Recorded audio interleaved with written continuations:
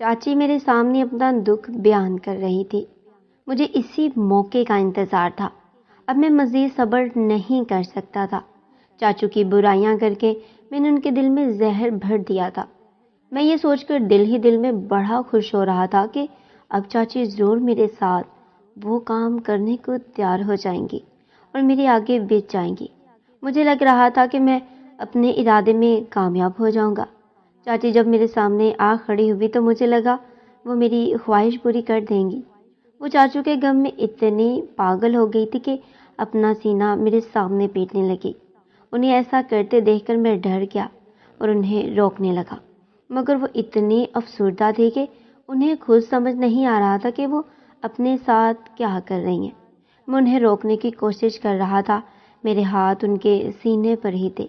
उनका गम हल्का करने के लिए मैंने उन्हें अपने करीब लाने ही वाला था जब मेरी बड़ी बहन वहाँ आ गई और उसने चाची को मेरे हाथों से लेकर अपने गले से लगा लिया और मुझे घूर कर देखने लगी। उसने रोती हुई चाची को पानी पिलाया और मुझसे पूछने लगी कि चाची इतनी बुरी तरह क्यों रो रही है। मैंने सिर्फ इतना ही बताया कि वो चाचू की याद में रो रही थी और मैं दिलासा दे रहा था। अब्बू को डॉक्टर के पास लेकर जाओ, उन्होंने रात से कुछ नहीं खाया, चाचू को याद करके रो रहे हैं, मेरी बहन ने कहा। मैं अब्बू के पास चला गया। अब्बू चाचू से बहुत मोहब्बत करते थे, उन्हें अपने बच्चों की तरह समझकर पाला था, इसलिए चाचू की मौत पर गम से न ढालते। अब्बू, आप क्यों अपनी सेहत का ख्याल नहीं रख रहे? चाचू अपनी इतनी ही उम्र लिखवा कर आए थे, इसलिए आप भी होश की दुनिया में वापस आ जाए। मैं अब्बू को दिलासा देते हुए बोला। तो अब्बू कहने लगे, तुम मेरा दुख नहीं समझ सकते हो, मैंने भाई के साथ अपना बेटा भी खोया है। अब्बू ने कहा। मुझे चाचू की मौत पर दुख नहीं था, मगर उनके लिए अपनों को रोता देखकर मुझे अब गुस्सा आ रहा था। अब्बू के पास से उठकर मैं अम्मी के पास चला आया, उनसे ये कहने के लिए कि वो अब्बू को समझाएं, मगर अम्मी अब्बू से ज़्यादा गमज़दा थी।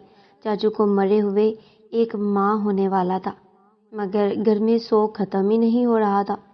मैं चाची से मिलने उनके घर चला गया। मेरे वहाँ जाने का एक ही मकसद था, उनके दिल में अपने लिए मोहब्बत पैदा करना। मैं उनका बहुत ख्याल रखता था। उनकी इज्जत ख़त्म होने से पहले मैं उनका दिल जीत लेना चाहता था, ताकि हम जल्द शादी कर लें। चाची अब रोती नहीं थी, मगर दिल से अब भी उदास थी। आप अपनी नई ज़िंदगी का आगाज़ क्यों नहीं करती हैं चाची?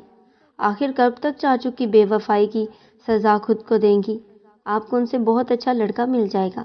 मैंने कहा, मेरी ज़िंदगी अब किसी दूसरे मर्द की कोई जगह नहीं है। मैं अपनी सारी ज़िंदगी अकेले जी लूँगी। चाची ने मध्यम आवाज़ में जवाब दिया। मुझे समझ नहीं आ रहा था कि मैं उन्हें कैसे शादी के लिए राज़ी करूं। उनकी सुई चाचू से शुरू होकर उन्हीं पर आ ख़त्म होती थी। मुझे फिर से झूठ का सहारा लेना पड़ा। लगता है वो वक़्त आ गया है कि मुझे आपको सच बता देना चाहिए। कैसा सच? चाची सवालिया निगाहों से मेरी जानब देखकर बोली। मैं नहीं जानता आपका रद्द-ए-अमल क्या होगा जब मैं आपको ये सच बताऊंगा। उस दिन आपको मायके छोड़ने के बाद मुझे चाचू की कॉल आई थी।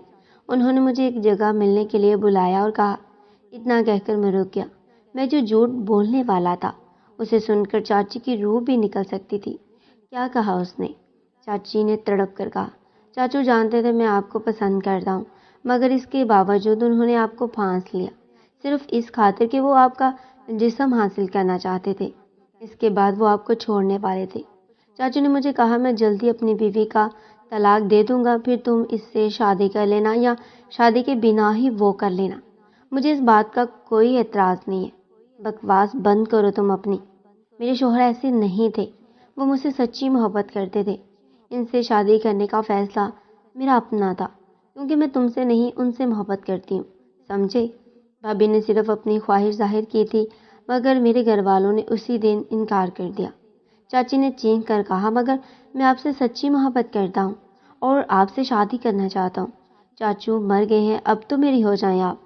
चाची ने जब मेरे झूठ को सच मानने से इनकार कर दिया, तब मुझे मजबूरन सच बोलना पड़ा। मुझसे सच सुनकर चाची के कदम लड़खड़ाए। वो हैरत से मेरी जानब देखने लगी और बोली, बिलाल, तुम ये कैसी बातें कर रहे हो? कुछ लिहाज करो, मैं तुम्हारी चाची हूँ, तुम्हारे चाचा की बेवा हूँ। मैं तुमसे हरगिज़ शादी नहीं करूँगी, इसलिए मेरा ख्याल अपने दिल से निकाल दो। انہوں نے نرم انداز میں مجھے سمجھایا۔ اس سے پہلے میں ان کے ساتھ کھیلتا، دروازے پر دستک ہوئی۔ میں نے دروازہ کھولا تو سامنے چاچی کا بھائی کھڑا تھا۔ وہ مجھے گھور کر دیکھنے لگا اور گھر کے اندر داخل ہو گیا۔ آپ ہی رات تک اپنا سارا سامان پیک کر لینا، میں تمہیں لینے آیا ہوں۔ چاچی کہیں نہیں جائیں گی، میں فوراً بولا۔ چاچی کا بھائی مجھے کھا جانے کی نظروں سے دیکھ کر بولا، وہ میری بہن ہے اور اس کا محرم اب اس دنیا میں نہیں رہا، اس لیے یہاں رکنا اب بے مقصد ہے۔ وہ حق پر تھا۔ میں خاموش ہو گیا۔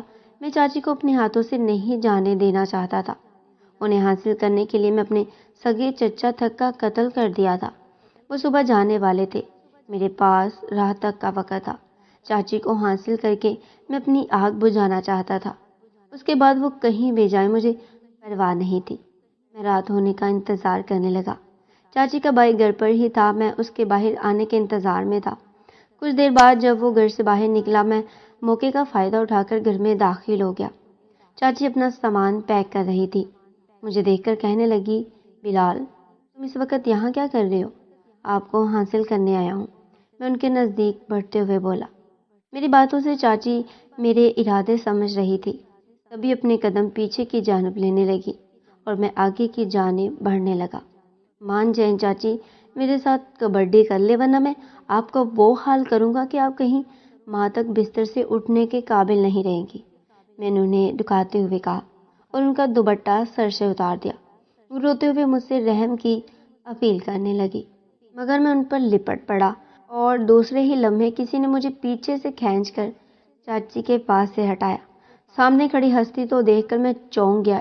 چاچو، آپ زندہ ہیں؟ ہاں، میں زندہ ہوں۔ تم نے مجھے مارنے کی بہت کوشش کی تھی، مگر میں پھر بھی زندہ بچ گیا۔ تم نے جب مجھے جھیل میں پھینکا تھا تب میرے سر پر پتھر لگا اور میں کومے میں چلا گیا۔